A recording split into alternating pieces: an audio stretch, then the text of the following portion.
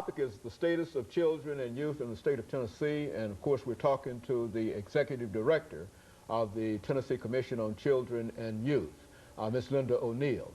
Ms. O'Neill, let me give you an opportunity over the last few minutes that we have here to sort of inform our audience about some information relative to early childhood education. We've had an opportunity on this show to talk to a number of people about early childhood education, and what we like to do is to sort of build up on that kind of information so that we know exactly how very, very important that is as a part of our children's education experience. Let's do it from that perspective. Sure, I'm always glad to talk about early childhood education. It is probably the single best investment we can make to improve outcomes overall for our children. It is particularly important for children who live in low-income families to have opportunities to have either quality child care or the early childhood education programs. And in Nashville and across Tennessee, we've been adding more four-year-old programs for at-risk children, and we usually define those as children who live in families that are eligible for the free and reduced price lunch programs. That's really the indication of the level at which they need some extra assistance. We know that quality early childhood education makes a substantial difference in improving the likelihood that these children will start school ready to learn, that they will succeed in school, and they will be more successful as adults. There have been a lot of longitudinal studies, long-term studies of children who've been in quality early childhood education, comparing that to children who have not. And there's no question that being able to participate in a quality early childhood education program increases the likelihood that a child will be successful in school, that they will not need special education, that they'll not fail a grade, have to repeat a grade. It increases the chances that they will not drop out of school but will in fact graduate. It also, and when they graduate, then they'll be ready for either to go on to other education, either vocational, technical, or higher education, or they'll be more able to participate in the workforce. The other thing, though, that's really interesting is quality early childhood education can help reduce teen pregnancy, substance abuse, and involvement with the juvenile court system. So it's kind of like an immunization to prevent those kinds of adverse outcomes for children. Now, how is the state of Tennessee responding to dealing with this aspect of education for young children? We do have a few pilot programs, but we are still, and Head Start is a wonderful program that serves about 15,000 to 18,000 children, but we still are only meeting the needs of about half the children in Tennessee who critically need this quality early childhood education. This is the kind of investment that can help these children succeed not only in school, but it's a long-term investment to improve the quality of the workforce in Tennessee, which is very important for attracting industry. We know that one of the things we need for children and families are jobs, and good paying jobs, so that families can support their children. And if we develop a better educated workforce in Tennessee, we have better prospects of having the kinds of employers that we need. You know, Ms. O'Neill, let's look at the Kids Count program. One of the things that I think was of some interest is the fact that there are many young children who are living in homes without an official breadwinner in that home. Explain exactly what that means and the impact that that is having upon the state of Tennessee. One of the areas where we've gone in the wrong direction is in having an increased number of children who are living in homes where neither parent has a full-time year-round job, and that's really been a result of the declining economy in Tennessee in the early beginning around 2000, 2001. And we've seen in terms of the Families First caseloads and the food stamp caseloads in Tennessee, they've also gone up at the same time. It's real important for families to have the resources they need to support their children.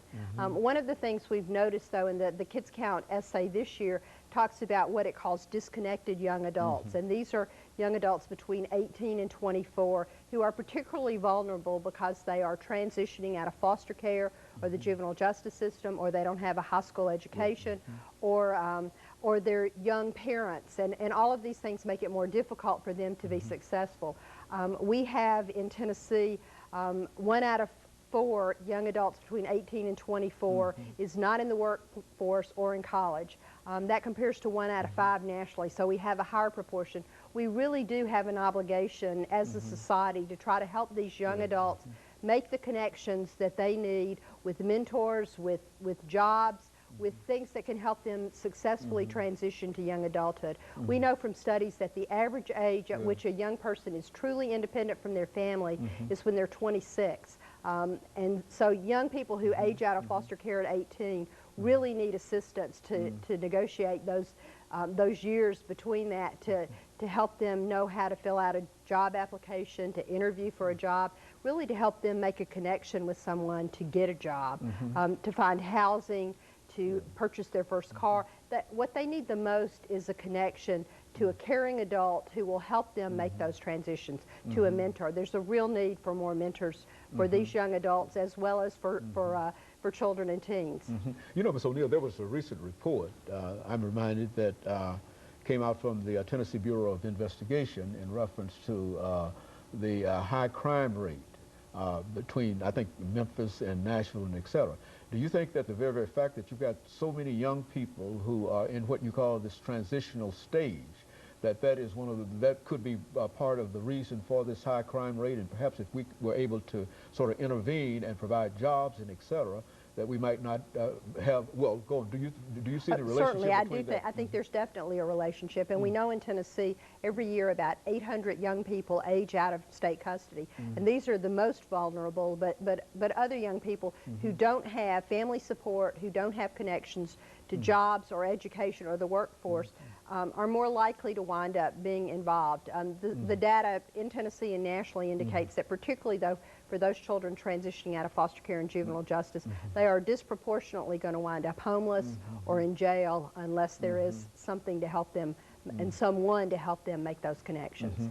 You know, I'm also reminded, Ms. O'Neill, the last time that you were with us, I think the last thing that we've talked about, and we'd like to do that today, has to do with the health of children, and it was one category that we call health and AIDS, because that was a very, very serious concern then as now. What is being done in terms of the health of children and this whole issue of dealing with AIDS and other kinds of diseases that have an impact upon children and young people? Well, certainly teen care is an important part of improving health for children, and we've been doing a better job in the schools to try to provide AIDS prevention education. And actually the AIDS education is one of the things that we think has helped reduce teen pregnancy, as there have been more awareness of the many dangers of too young sexual activity and unprotected sexual activity. Now, of course, we've got about 2.5 minutes here, Ms. O'Neill. There might be some area that perhaps you would like to give us some additional information on, some things that perhaps you wanted to make sure that you talked about. We want to give you an opportunity to do that now. Thank you. I want to go back and talk a little bit about these young people who are transitioning out of foster care. In Tennessee, we have a project going on at Vanderbilt through the Child and Family Policy Center that is working with a group of former foster children. And this group also has a community partnership board, and we've got businesses that have gotten involved. U.S. Bank is involved in doing financial education classes for these young people and helping them develop individual savings account, and there's some matching funds for that. So I really want to stress the importance of the community getting involved in helping these young people as well as younger children through serving as mentors, through helping people get jobs. I think that you know, there is the saying, the African saying, that it takes a whole village to raise a child. That's absolutely true. We as a community need to come together to be more supportive of children and families. We need to help parents know how important it is for them to talk to their children, to read to their children. The more that you talk to a child, the more you help increase their vocabulary, help them learn how to speak the language, the sentence structure, all of those things. And one of the new challenges in this area is the increasing immigrant population that we have, and the need for us to assimilate those into our culture too. The last half minute that we have here, Ms. O'Neill, do you think that the status of children overall has increased since you were here the last time? I think we're continuously trying to improve services for children, as is every other state. We've made a lot of progress. We have a ways to go. We can always do better. Very good. And of course, let me thank you, Ms. O'Neill, during the last half minute that we have here, for bringing us that excellent information. as you indicated earlier, that basically this was an update because some of the problems that we face today will probably be faced in 20 years from now. But nevertheless, it's good to see that some people are still in the fight. And of course, let me thank you for coming by and giving us that information. And let me encourage our audience to tune in again next week for another informative edition of Comments. Thank you and good morning.